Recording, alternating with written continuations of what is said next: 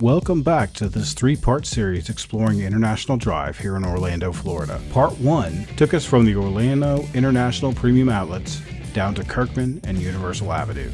Part 2 was from Kirkman Road to Sand Lake Road. Along the way, we've discovered shopping, dining, and entertainment venues. We've covered the Orlando International Premium Outlets, Deezerland, Fun Spot Orlando, K1 Speed, and Magical Midway. I've mentioned before that International Drive starts in the city of Orlando and ends in unincorporated Orange County. It runs perpendicular to I-4, the main artery through the city of Orlando. Part 3 will take us through the more densely populated tourist area of International Drive. We'll take a look at Icon Park, Point Orlando, the Orange County Convention Center, and end up at Seaworld, Aquatica, and Discovery Cove. This area's traffic is driven heavily by the Orange County Convention Center. The center is the second largest in the United States at 7 million square feet.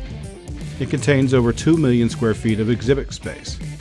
The convention center hosts events yearly, attracting over 1.5 million people annually, injecting $2.5 billion into the Central Florida economy. The area immediately surrounding the convention center is host to the most hotels and entertainment areas of any part of iDrive.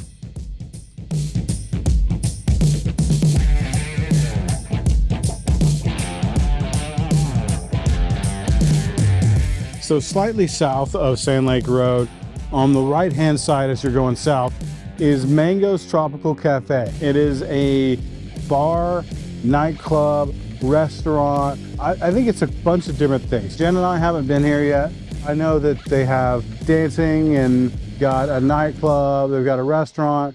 So we're gonna have to come and check this out one of these days. It's a big location. It takes up half a block of prime real estate, so you know they must be doing something right.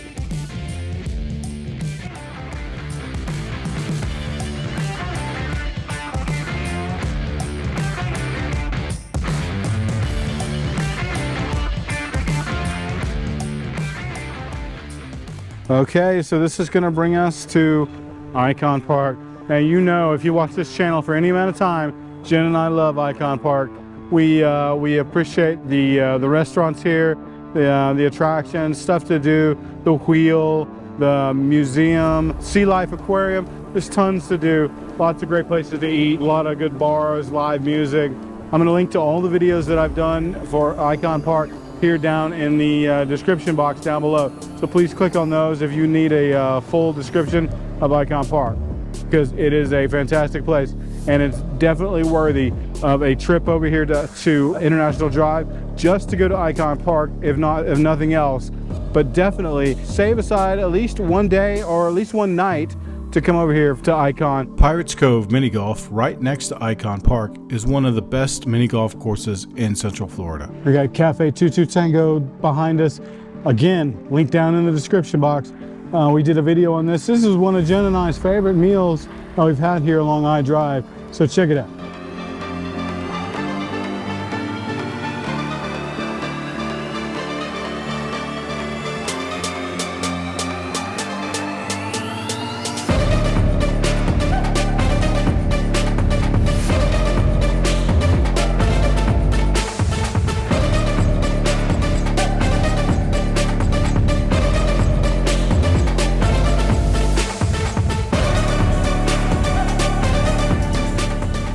Now we brought you the ice bar. We'll link that video down in the bottom.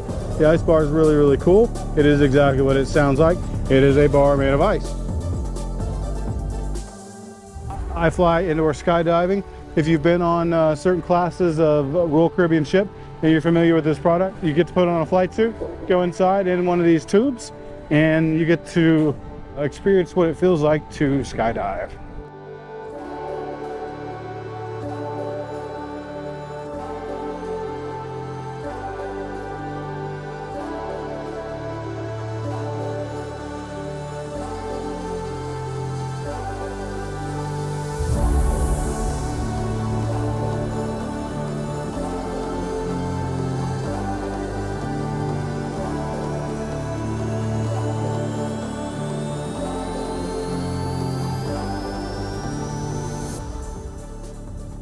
Okay, again, I brought you Point Orlando. We'll link the video once again down in the bottom in the description box. There's a lot to do and see here at Point Orlando.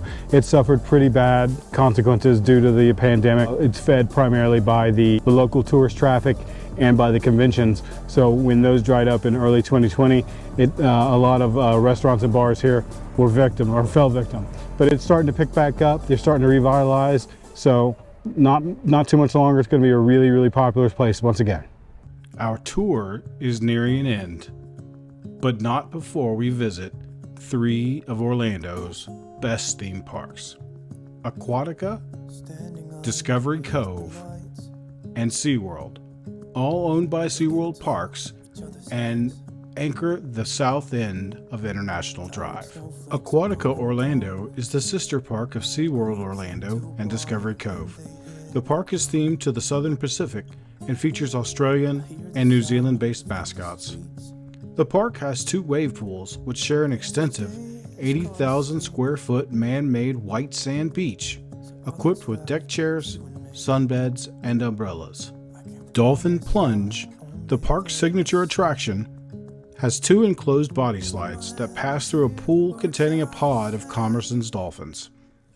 Ehu's Breakaway Falls consists of 3 drop slides and 1 speed slide.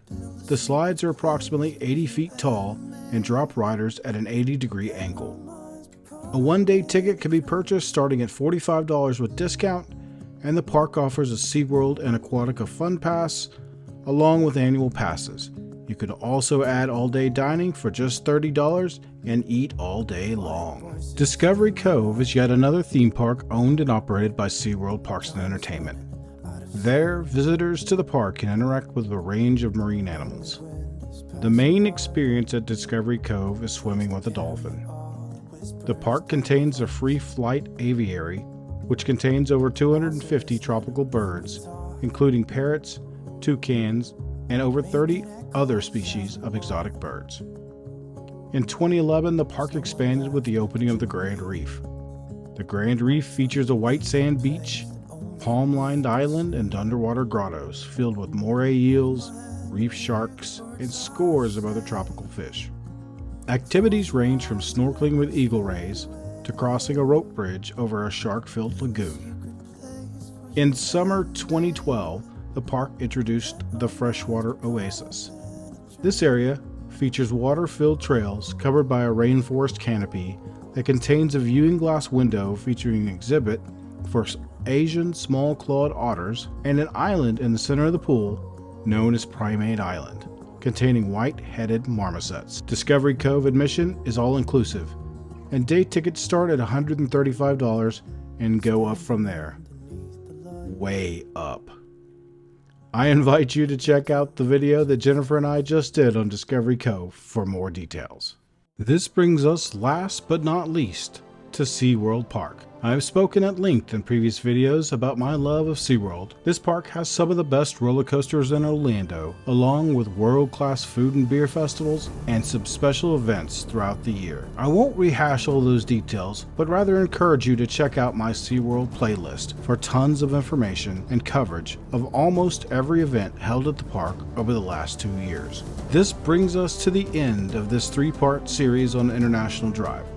I hope that I was able to inform, educate, or entertain you along the way, and hope that if time permits, that you try and make International Drive part of your next Orlando vacation. Moving to Orlando in March of 2020, during the strangest time of most of our lives, was challenging. Out of that, though, came this YouTube channel, during a time that I needed something to put my passion and energy into.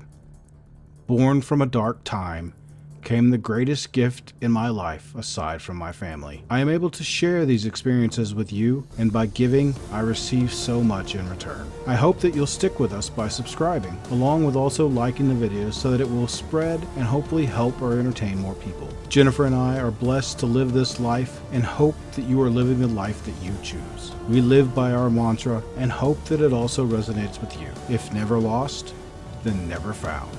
So go get lost.